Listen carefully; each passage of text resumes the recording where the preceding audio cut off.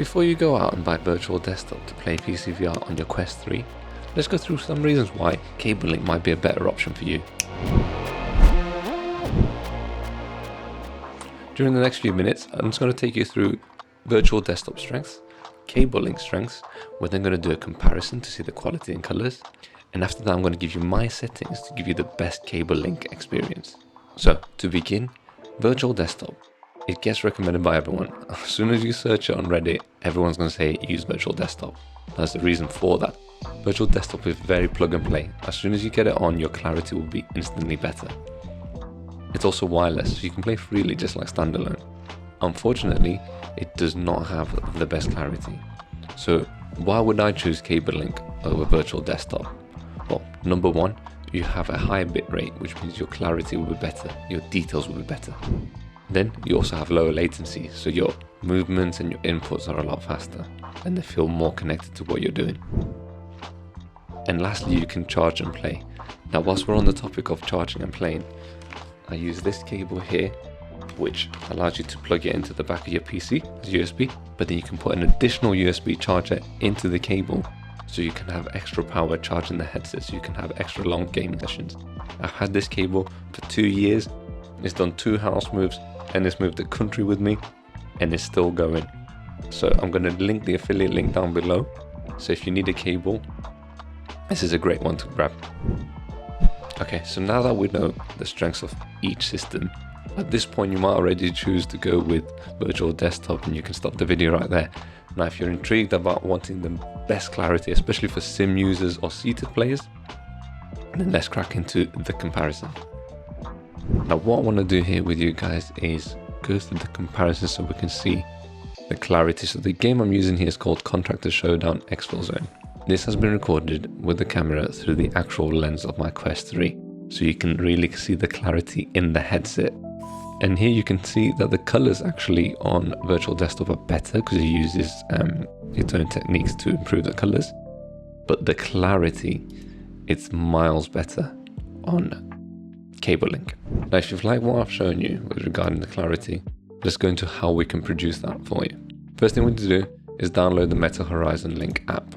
So you do that from Meta. I'm going to put a link down below so you can access that. When you have it downloaded and installed, right click on the shortcut, open file location.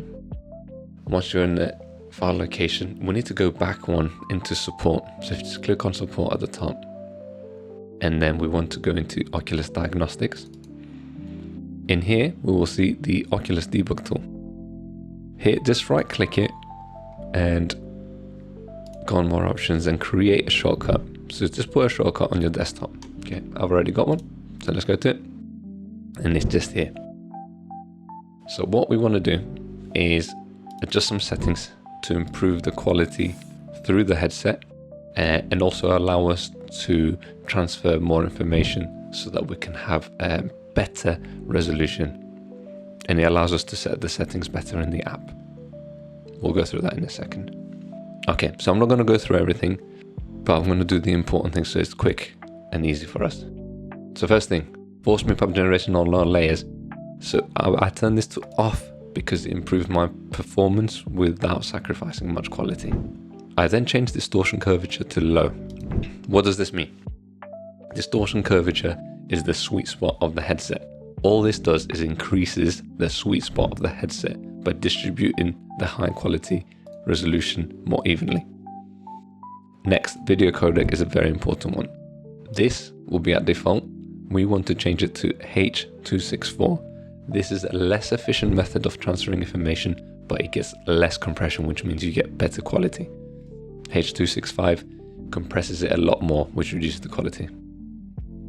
Now, sliced encoding is basically puts extra frames within the frames.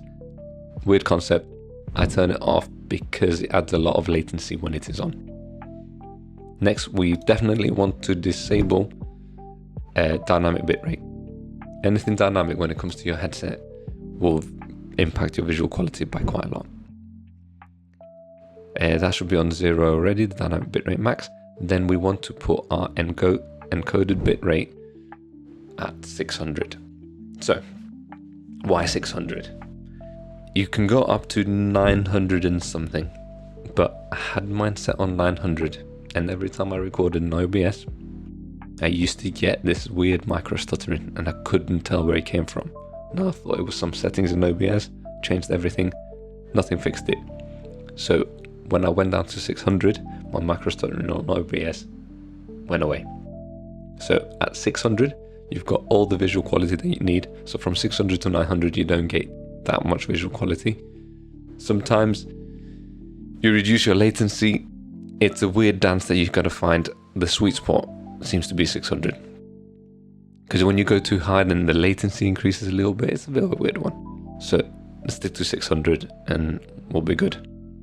Link sharpening, I used to have this on quality, but things in certain games became over sharpened. So normal seems to be a nice mid-level where it accommodates most games.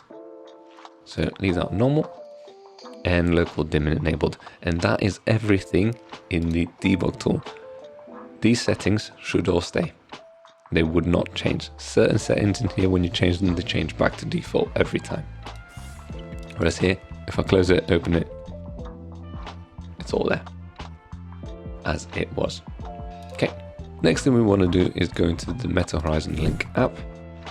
And in here, we want to go into devices, click on your device, scroll down to the bottom and go on graphics preferences. Okay, so here it gets a bit more complicated. Here we need to find a balance of max clarity, but also catering to our sensitivities. What do I mean by that? When it comes to VR, some people are more sensitive to clarity and some people are more sensitive to the frames or the smoothness of the image. Now for me, I'm more sensitive to clarity. So I need to have max resolution and not necessarily max frame rate and max smoothness. Whereas I'm the exact opposite when it comes to flight gaming, but that's another point. So I recommend finding the smoothness first of what you like.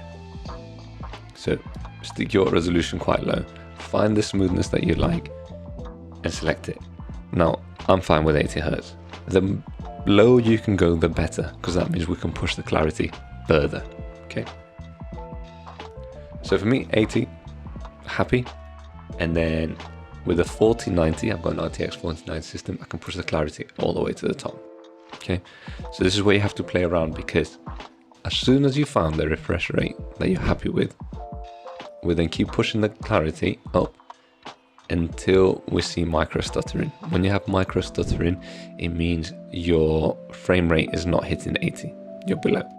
There is ways that we can check, but I'm going to cover that in a different video, so we're not making this one too long. Okay, but that's the bottom line. You set this to your preference, but try and max the clarity whilst also keeping the refresh rate as low as you can possibly take. And that is it. With these settings, you should have the clarity that you want with the refresh rate that you want, without needing all the extra routers for the virtual desktop, and also paying for virtual desktop. I need to stop banging the desk. Now, like I said, if you need a cable, this is a very good one. I'm going to link it below. Again, it's an affiliate link.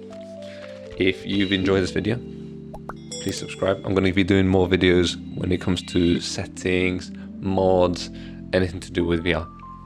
So thanks for spending time with me, and catch you on the next one.